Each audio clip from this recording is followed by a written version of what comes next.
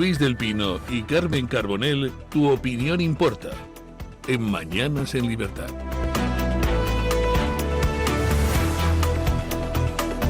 Doña Carmen Carbonell, bienvenida de nuevo. Muchas gracias, don Luis. Vamos a las noticias de las 8.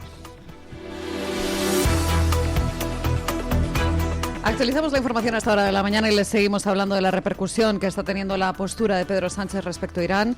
Masih Ali-Nejad, disidente iraní en el exilio y principal voz feminista de Irán, ha sido tajante al decir que Pedro Sánchez se está poniendo del lado de sus asesinos. De hecho, muchos son los opositores a la teocracia iraní que están denunciando que España está sirviendo indirectamente a los intereses de los ayatolás al no facilitar la parada de las naves estadounidenses en las bases militares que están situadas en territorio español. Y es que, como saben, Pedro Sánchez ayer mismo decidió desenterrar el no a la guerra de la izquierda con repercusión en todo el mundo. En contraposición a la postura de Pedro Sánchez, hay muchos iraníes que agradecen la intervención de Estados Unidos de la mano de Israel. Por ejemplo, ayer mismo un grupo de iraníes residentes en Madrid, junto con la asociación Somos Leviot, realizó un homenaje ante la Embajada de Israel para agradecer al Estado israelí y a Estados Unidos la liberación de Irán. Los asistentes portaron banderas de ambos países, ramos de flores y carteles de agradecimiento a Benjamín Netanyahu. La verdad es que resulta curioso todo esto, porque Sánchez, para poder continuar con su postureo, dice no a la guerra, no vamos a colaborar. Resulta que dice la Casa Blanca, pero se están colaborando. Cosa que, ¿qué quiere que les diga? No, entre ¿quién miente, la Casa Blanca o Pedro Sánchez? Pues teniendo en cuenta que Pedro Sánchez miente siempre, vamos, yo creo que la duda ofende, pero además es que hemos tenido algún ejemplo reciente. Por ejemplo, en plena escalada de confrontación verbal por Groenlandia, donde pues, Sánchez y Macron y Merz, hay que ver Trump con lo de Groenlandia, y nos enteramos de que en plena escalada de confrontación, pues la DEA americana, colaborando con los servicios, con las fuerzas y cuerpos de seguridad españoles, pillaban un buque lleno de droga que provenía de Sudamérica, y nos enteramos también de que buques españoles ayudaban a repostar a los buques americanos en las costas groenlandesas. Con lo cual, pues todo tiene un poco de teatro, ¿no? Pero lo gracioso es que encima, con ese teatro que va para consumo de su parroquia, para los atontados que siguen votando al PSOE y que se creen las mamarrachadas que dice Sánchez, con esas chorradas que van para consumo de su parroquia, pues hay gente que lo mira desde fuera y dice, pero este canalla, por ejemplo, pues los iraníes en el exilio, la oposición iraní, dice, este tío es un canalla, este tío se alinea con los asesinos de nuestros familiares, se alinea con los torturadores, se alinea con quienes masacran a las mujeres y a los homosexuales y a los kurdos y a su propia población si sale a manifestarse. Es decir, Sánchez, con ese postureo dedicado a seguir engañando a los bobos que le votan, pues encima se gana el odio de cada vez más gente, dentro de España y fuera de España. Es una cosa absolutamente espectacular. Y por otro lado, es una postura, la del mentiroso profesional, pues muy inestable. Ya saben ustedes que la guerra se está desarrollando pues a una rapidez bastante grande. Las fuerzas convencionales iraníes pues están siendo descabezadas, el propio gobierno iraní ha sido descabezado, las defensas aéreas iraníes han sido neutralizadas, la marina iraní ha sido neutralizada. ¿Qué le queda a Irán? Pues poquitas cosas. La movilización del ejército cuenta con el problema de que, como la superioridad aérea es de Israel y Estados Unidos, pues el ejército no tiene libertad de movimientos.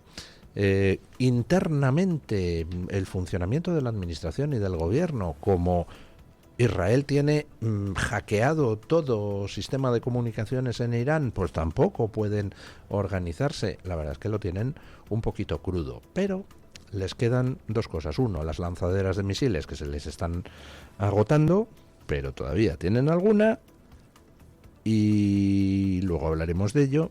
Y dos, el asunto del terrorismo. Ya se han movilizado células durmientes y lobos solitarios en algunos sitios de Occidente. Hemos visto algún apuñalamiento en Inglaterra, hemos visto un tiroteo en Estados Unidos, todo de locos que se han activado a partir de la guerra de Irán. ¿Qué pasa si alguno de esos locos se activa aquí?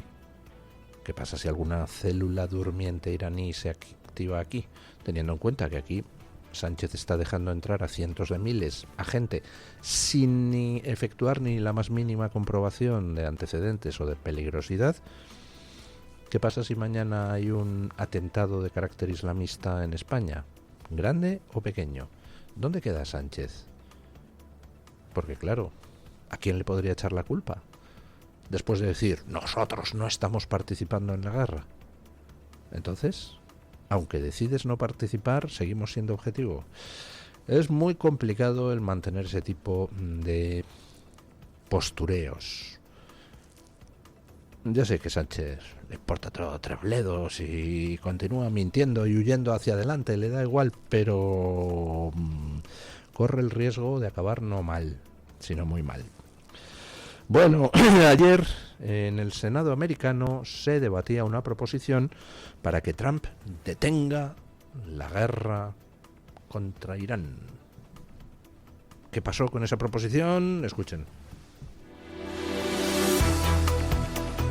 El Senado estadounidense ha rechazado frenar la ofensiva contra Irán. El Senado de Estados Unidos ha bloqueado esa resolución que buscaba limitar la capacidad del presidente Donald Trump para ordenar acciones militares contra Irán sin autorización previa del Congreso. La propuesta estaba impulsada por el demócrata Tim Kaine y apoyada por el republicano Rand Paul.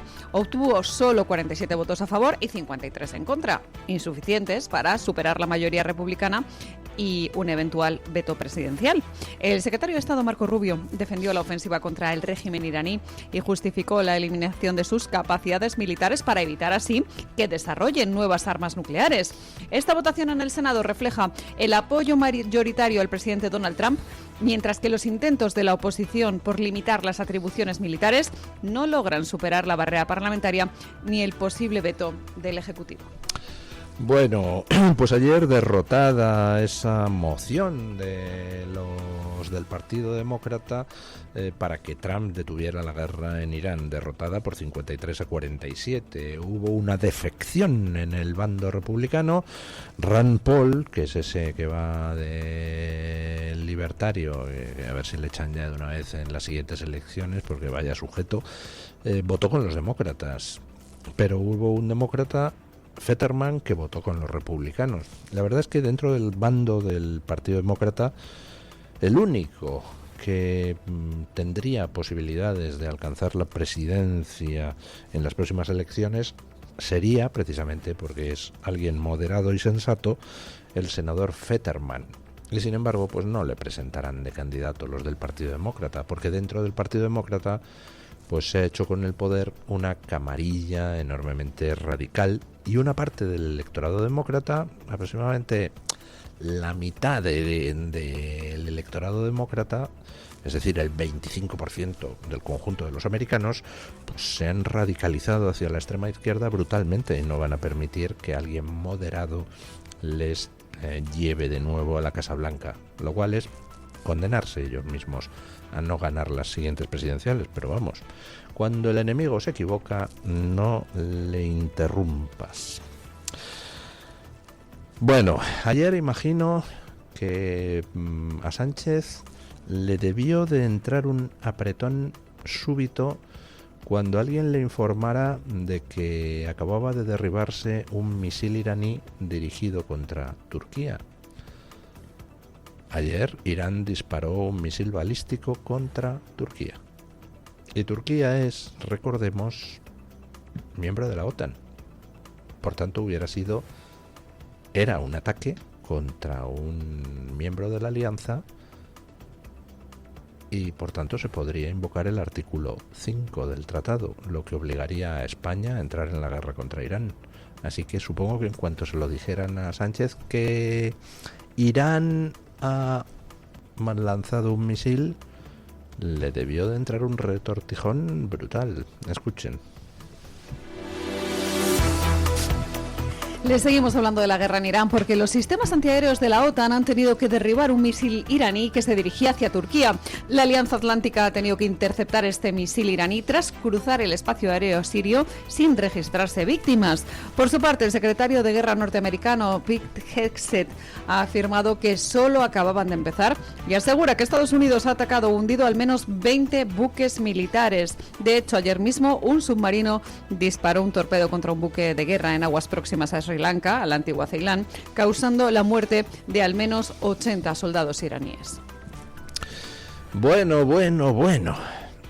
El misil balístico lanzado contra Turquía posiblemente tenía como objetivo una de las centrales de tránsito por las que llega el gas natural hasta Israel. Un gas natural que proviene del Cáucaso, que atraviesa Turquía y que llega hasta tierra israelí. Muy posiblemente ese fuera el objetivo. No está claro si lo lanza Irán, si lo lanzan sus milicias proxies, teniendo en cuenta el tipo de misil, pues parece que tuvo que ser Irán. ¿Qué hubiera pasado si ese misil impacta en territorio turco? Pues que entonces automáticamente, ¿dónde queda todo el postureo de Sánchez? A Sánchez no le quedaría más remedio, si se activa el artículo 5 del Tratado de la OTAN, que aceptar los hechos. Es decir, si Irán ataca a un país de la OTAN, pues el artículo 5 del tratado dice que la OTAN entra en guerra con Irán. Es decir, no hace falta ni que tome una decisión Sánchez, no está fuera de su competencia. Tenemos un tratado y automáticamente nuestros militares tendrían que participar en las operaciones. La única posibilidad que tendría Sánchez de evitarlo sería decir que nos vamos de la OTAN para no entrar, cosa que no va a hacer. De hecho, es que lo de ayer, de no a la guerra y tal, pues al final, como vemos por lo que ha dicho la Casa Blanca y como vemos por el tránsito de los aviones en las bases americanas, pues es que es mentira. Claro que están pasando aviones americanos por España, camino de Oriente Medio, y ya está. No les ha prohibido Sánchez aterrizar. Descuiden ustedes. Pero, para consumo de los tontos que le votan, pues sale, dice dos mamarrachadas y ya está. Y Trump, pues cuando le oye las mamarrachadas, dice, pues te voy a crujir económicamente. Y entonces, bajo manga, el gobierno español dice, no, pero si os vamos a dejar. En fin, qué sujeto tan... Es un trilero, pero de los de las películas españolas de los años 50 y 60. Trilero absolutamente cutre. Pero mucho ojo, trilero, por lo que he dicho antes, porque los postureos pues te valen para tu parroquia mientras te valen. Como Irán recurra a atentados de células durmientes y haga alguno aquí, ¿dónde va a quedar tu postureo? Y como al final se materialice algún ataque con misiles a algún país de la OTAN y se active el artículo 5 del tratado, ¿dónde va a quedar tu postureo? Porque después de poner cachondo a tu base electoral con todo esto, dejarles a medias y al final tener que mandar soldados españoles para allá, o aviones españoles para allá, o buques españoles para allá, pues queda mal, ¿no? Por cierto, buques españoles, pero si tenemos buques españoles allí, participando con la OTAN en esa zona en maniobras. ¿Qué están haciendo allí los buques españoles? Sánchez, cuéntanos. Y por cierto, un último apunte sobre las cosas que pasan por allí. Seguramente han oído ustedes que Pakistán y Afganistán están en guerra, ¿verdad? Muy poquitos días antes del ataque de Estados Unidos a Israel contra Irán, se desata otra vez la guerra entre Afganistán y Pakistán. Y una guerra, pues hombre, de bastante intensidad. Bombardeos en Kabul, enfrentamientos en la frontera entre el ejército de un país y el del otro. ¿Se dan ustedes cuenta de cuál es el efecto que esa guerra tiene sobre lo que está pasando en Irán? Pues por lo pronto, que los talibanes afganos están atados a la hora de intentar aprovechar el lío en Irán para montar lío en Irán por el otro lado. Como hay guerra con Pakistán, pues los talibanes lo tienen difícil para tratar de pegarle un mordisco a Irán o para tratar de enviar ayuda a Irán. Bastante tienen con lo suyo. Bueno, caso Epstein, siguen las revelaciones y siguen los desarrollos de acontecimientos. Les hablamos ahora del caso Epstein porque la Cámara de Representantes de Estados Unidos ha citado a declarar a Bill Gates dentro de la investigación sobre Jeffrey Epstein. El fundador de Microsoft ha aceptado realizar una serie de entrevistas que posteriormente serán transcritas y revisadas en la Cámara de Representantes. También están citados la principal abogada de Goldman Sachs, Katherine Ruemmler, los multimillonarios Leon Black y Ted White y otras 3 personas que deberán testificar sobre sus trabajos con Jeffrey Epstein. La última ronda de solicitudes de testimonio se produce tras las declaraciones a puerta cerrada que el comité realizó la semana pasada con el expresidente Bill Clinton y la exsecretaria de Estado, su esposa Hillary Clinton. La pareja negó tener conocimiento de las actividades criminales de Jeffrey Epstein tras prestar declaración por separado. Bueno, pues promete ser una comparecencia bastante espectacular la de Bill Gates ante el Congreso. Como ya saben ustedes, esto está yendo como por círculos concéntricos. Primero cayeron una serie de políticos, luego han empezado a caer una serie de financieros, de miembros de ONGs. Están empezando a ser señalados determinados bancos por sus relaciones con Epstein. Esto va a tener muchísimo recorrido. Uno de los señalados, uno de los que ha quedado en entredicho es Bill Gates, sobre el que ya habían salido muchas cosas sobre sus relaciones con Epstein, pero era solo una fracción de lo que ahora sabemos. Y Bill Gates, pues, mintió cuando negó tras las primeras revelaciones hace ya 4 añitos o 5, mintió sobre el alcance de sus relaciones con Epstein. Ahora, pues se ha visto que ese alcance era mucho mayor, que la relación era mucho más estrecha entre Bill Gates y Epstein de lo que parecía. Parece que Bill Gates, pues bueno, Epstein le pilló por el lado sexual, quizá, bueno, yo qué sé, tendría sus complejos Bill Gates o yo qué sé, y el otro los supo explotar. El caso es que al final, después de mucho negarlo, Bill Gates reconoció relaciones sexuales con 2 chicas en Rusia.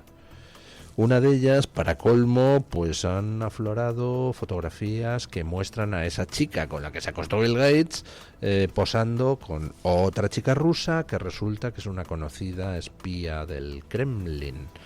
Una espía a la que la apodan la 90-60-90.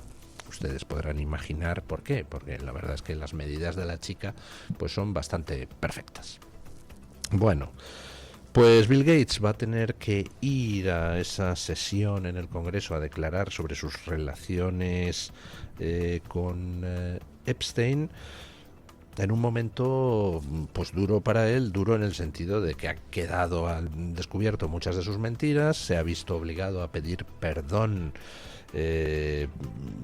delante de los miembros de la Fundación Gates porque no solo tenía él relación con Epstein, sino que llevó a Epstein a diversas reuniones de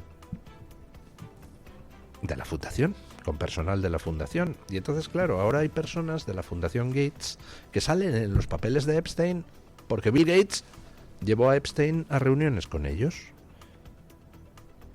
Así que, pues, compareció ante los miembros de su fundación a pedir perdón por haber hecho eso, a decir que había sido un error de juicio por su parte, etcétera.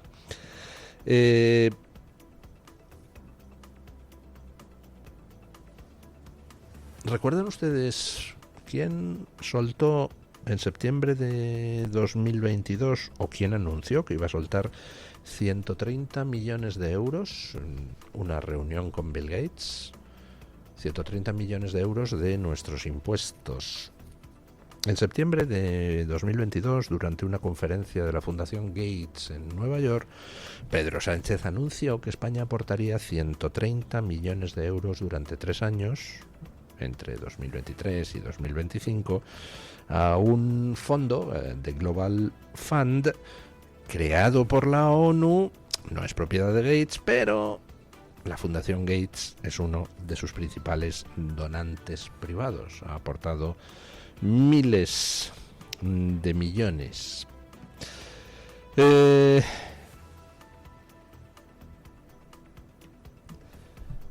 En 2023, Pedro Sánchez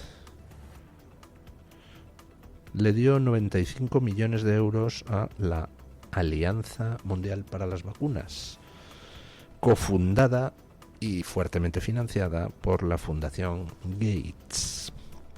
En junio de 2025, Sánchez anunció una nueva aportación de 130 millones de euros para el periodo 2026 a 2030 a esa misma Alianza Mundial para las Vacunas. En fin, ya ven ustedes, Sánchez siempre usando nuestro dinero para codearse con lo mejor de lo mejor. Bueno, y ya tenemos fecha de juicio contra Ábalos y Koldo. Y a Sánchez no le va a gustar.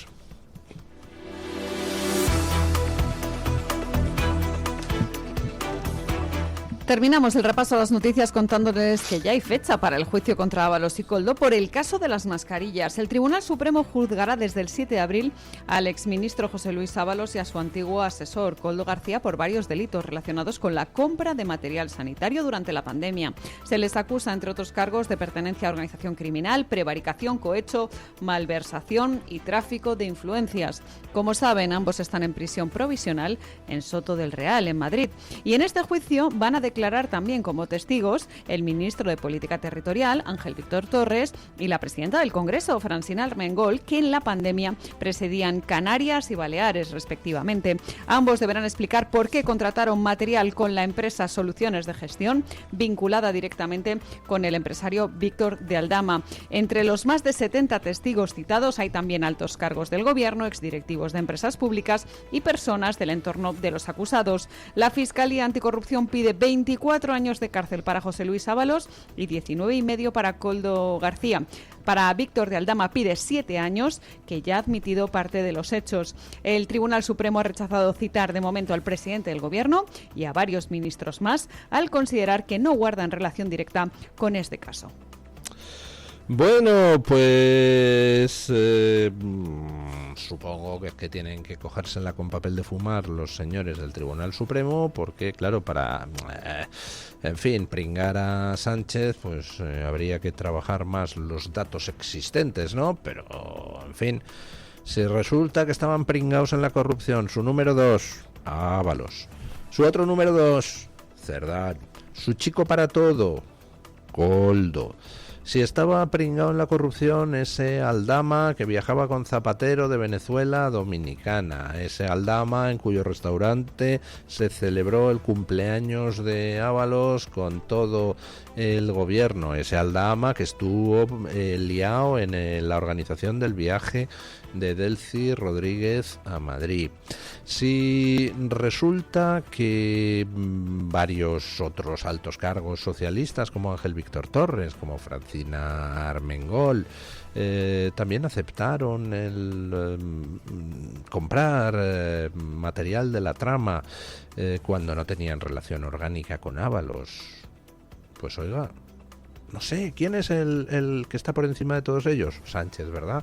Luego parece lógico pensar que Sánchez lo ordenaba todo, o que al menos pues tenía noticia de que todo estaba pasando. Pensar lo contrario es absurdo, especialmente teniendo en cuenta que también han salido los datos sobre los pagos en dinero negro del Partido Socialista, los pagos en efectivo del Partido Socialista, lo cual apunta al blanqueo de dinero negro procedente de las comisiones de la corrupción. De lo cual cabe deducir que una parte de las mordidas que estamos viendo iba, pues no a los bolsillos particulares, que también, sino al propio partido para pagar gastos. ¿Cómo no va a estar Sánchez al tanto de las cosas, si es que no las ordenaba directamente? No creo que las ordenara. Sánchez es de los de que parezca un accidente. No se va a poner él a dar las instrucciones expresas, no es tan tonto. Pero vamos, que Sánchez no sabía que todos a su alrededor eran corruptos. En fin, no sé, hasta ahí podíamos llegar. Pero bueno, entiendo que el Supremo pues no pueda llamarle todavía a declarar ni siquiera como testigo. A ver si podemos ver pronto que le llaman como imputado, previo suplicatorio, claro.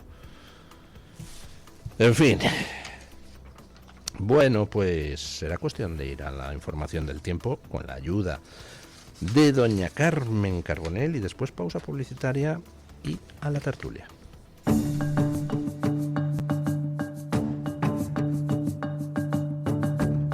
El tiempo en Radio Libertad. Hoy seguiremos con la inestabilidad en toda la península y Baleares. Se esperan cielos muy nubosos y lluvias que con el paso de las horas se irán extendiendo a casi todo el territorio. Las precipitaciones serán fuertes y con acumulados significativos en la Comunidad Valenciana, en Cataluña y en Asturias, y también podrían intensificarse en zonas cercanas. En Baleares son probables chubascos fuertes con tormentas que también pueden alcanzar el este peninsular. La nieve va a aparecer en montañas por encima de los 1.800-2.000 metros, bajando la cota hasta los 1.300 o 1.500 metros en el noroeste. También tendremos bancos de niebla en el interior del tercio oriental, en Andalucía, en Galicia y en algunas áreas de montaña. La calima continúa afectando a la península, Baleares y el este de Canarias, aunque poco a poco va a ir remitiendo. Las temperaturas bajan en casi toda la península y en Baleares, de forma notable en Galicia, y solo van a subir en el sur de Andalucía. También tendremos heladas débiles en cumbres del norte y del sureste.